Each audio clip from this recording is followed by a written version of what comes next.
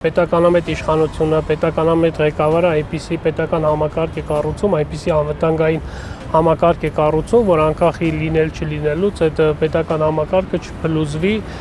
Այսօր տենում ենք այս նախընտրական շրջանում, երբ ղեկավարը բացահայտ հայտարարում է, որ իր չընտրվելու դեպքում հնարավոր է կամ տեղի է ունենալու պատերազմ, անգամ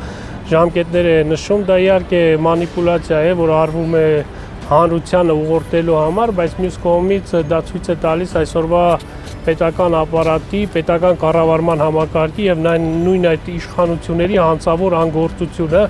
այսինքն ինչ է նշանակում, եթե ես չընտրվեմ, լինելու է պատերազմ։ Այսինքն ստացվում է մի իրավիճակ, որ պետք է, չգիտեմ, ազգովի այսօրվա վարչապետին պահենք, որ հանկարծ ինչ-որ բան նրա հետ չպատահի, որ դրանից հետո Հայաստանը գոյություն չի ունենալու։ Այսինքն գնալու ենք պատերազմի։ Այսօր տեսեք աշխարհաքաղաքական էս մեր իրողության պայմաններում շատ տիպիկ է Իրանի օրինակը, երբ սպանվեց երկրի գլխավոր երկրի առաջնորդը, սպանվեցին տարբեր կարևոր պաշտոնյաներ, բայց պետական ապարատը ինքը աշխատում է եւ ոչ մի խնդիր չի լինում, կա հատուկ պատրաստված մարդիկ, մի պաշտոնի համար մի քանի մարդիկ, որի փոփոխության դեպքում գալիս է մյուսը եւ պետական ապարատը իր բնականon հունով շարունակում է գործել, մեզ այս տեսակի պետական համակարգ է պետք եւ դրա համար մենք պետք է ունենանք պետականամետ իշխանություն, պետականամետ ղեկավար, որպեսզի կարողանանք հասնել այս մակարդակին, այս իրողությանը։